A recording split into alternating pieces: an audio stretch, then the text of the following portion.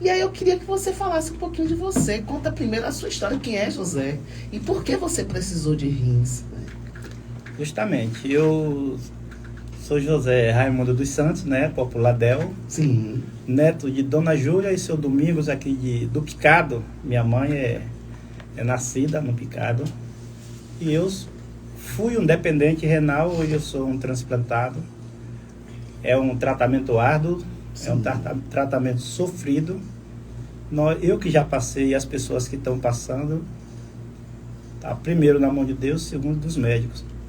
A gente tem uma rejeição muito grande de doação de órgãos. Sim. É que nós precisamos trabalhar em cima disso, principalmente Exatamente.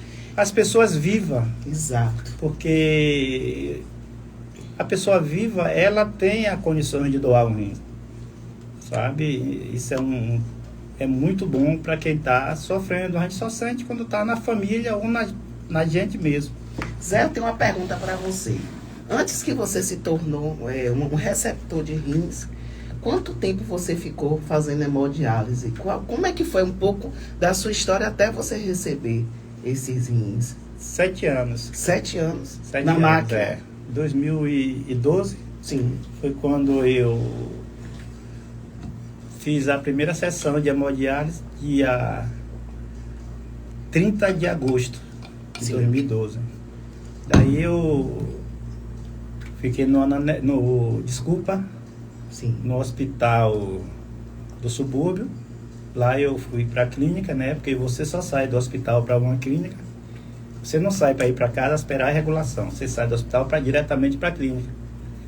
Aí eu fui para Nefro. Fui muito bem agraciado, atendido. E sofri muito. Sofri porque você levar... Na verdade, são 4 horas, né, de hemodiálise. São 12 horas por semana que a gente faz. Veja que diferença. Exato. Quando o rim de uma pessoa normal é 24 horas por dia, a gente faz 4 horas, né, por dia. Exato. Cada dia sim, dia não. E sem poder tomar muita água. Muita água, não poderia a tomar. alimentação muito controlada, né, Zé? Justamente. É. Diversos alimentos, principalmente o que tem um potássio, a gente tem que praticamente banir Exato. da nossa alimentação, né? Então é sofrido. Exato. É uma vida, 7 anos nisso. E como é que foi que aconteceu, por exemplo? Então, gente, quem tá chegando aí agora, eu tô conversando aqui. Como é o apelido mesmo? Del. Eu tô aqui conversando com o Del, pessoal lá do Picado. Então, para quem tá ouvindo a gente, que conhecer, se quiser mandar alguma mensagem através do 75, já tem mensagem? 992036677. É o 75992036677. Eu tô aqui com o Bel.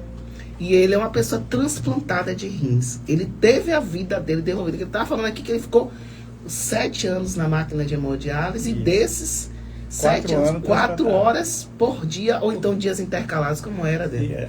Eu fazia segunda, quarta e sexta. Na verdade, Sim. A gente conta 12 horas por semana, né? Nosso rins funciona 12 horas por semana. Sim, isso. Sabe? E eu vi muita gente a óbito. Eu acredito, bem. Né? E é muito sofrido, você tem que aprender com a vida e com a morte. Sim. Aprender a viver e encarar que depois da vida vem a morte. Sabe? É doloroso. Isso. É doloroso e as pessoas aqui fora, na verdade, tratam como se...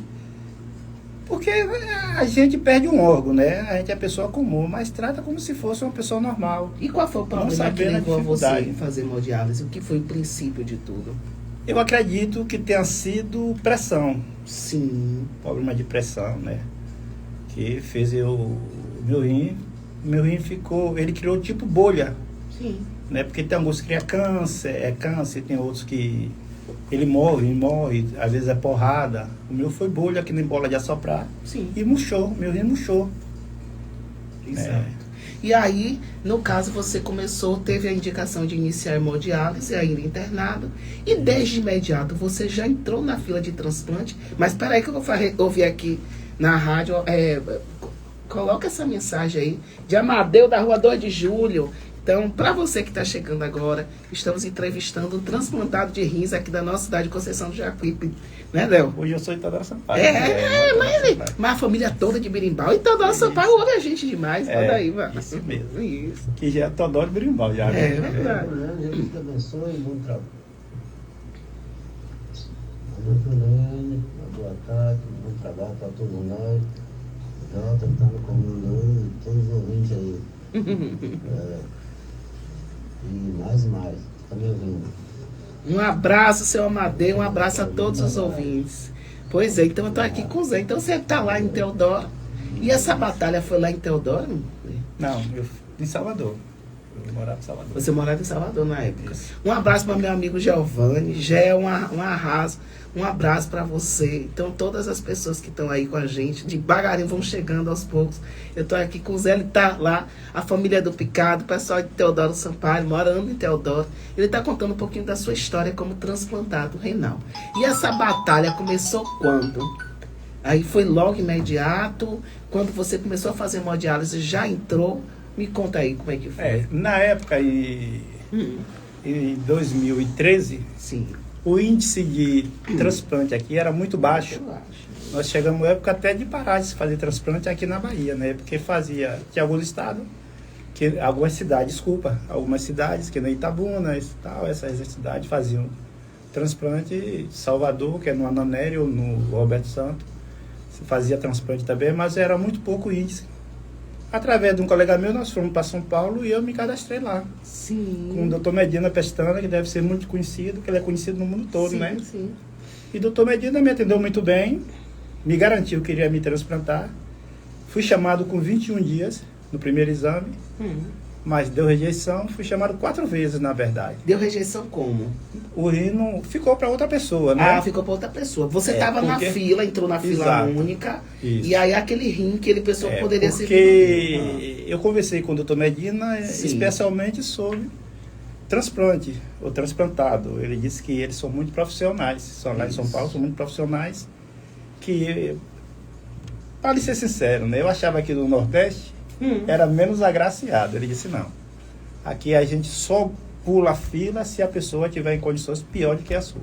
Exatamente. Então, aí a gente só transplanta também 100%. Isso. E eu lhe transplanto 10 vezes, se precisar transplantar 10 vezes. Sim. Eu fiquei muito satisfeito, fiquei feliz. Né? A segunda vez o rim morreu, a terceira vez deu uma bactéria. Na hora de eu transplantar, essa aí já fui. Mas você chegou a estar na sala de cirurgia? Não, cheguei, Sim. quando eu estava fazendo a entrevista, e veio a notícia. Hum.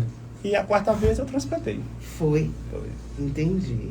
Mas a primeira é a mais terrível, né? Eu chorava, tal. De Porque tinha alegria, perdido. de emoção, não. Porque- De emoção quando fui chamado. Sim. Mas aí não deu certo. Além de você, outras pessoas são chamadas ao mesmo tempo? Interessante. Sim. No dia que eu transplantei, transplantaram 13 pessoas. É mesmo. 13 pessoas. Eu fiquei, rapaz, numa alegria imensa. Sim. Só que eles têm uma estrutura que o hospital é só de transplante renal. Sei. Né? São 10 salas, 10 apartamentos, Sei. 10 andares, aliás. Então,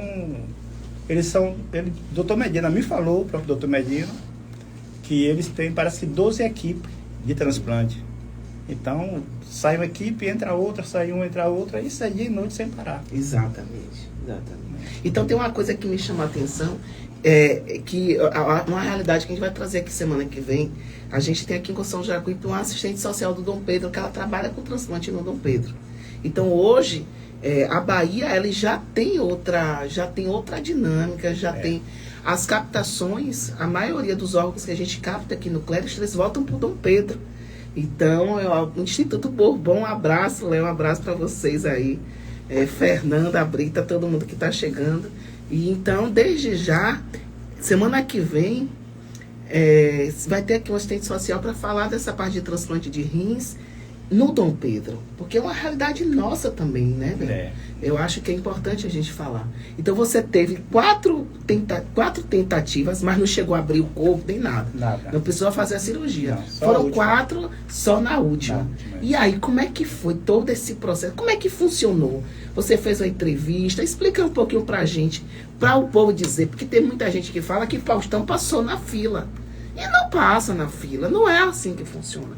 A gente tem uma sequência, a gente tem uma lógica. Explica aí pro povo, velho, por favor. É como eu falei, Ah. Faustão, ele pode, como o doutor Medina explicou para mim, Sim, existe o profissionalismo do médico, né? Como em toda área existe. Mas lá não tem pular fila. Lá não existe pular fila. Eu até imaginava, porque eu disse, doutor, São Paulo tem a prioridade, porque é São Paulo que faz o investimento. sim, Né? Nós aqui, nós somos pessoas da Bahia, que ele sabe que é pouco agraciado, ele estava chateado porque ele tinha mandado umas equipes de lá para cá, não sei quantos médicos foram, e eles voltaram por falta de material, é mesmo.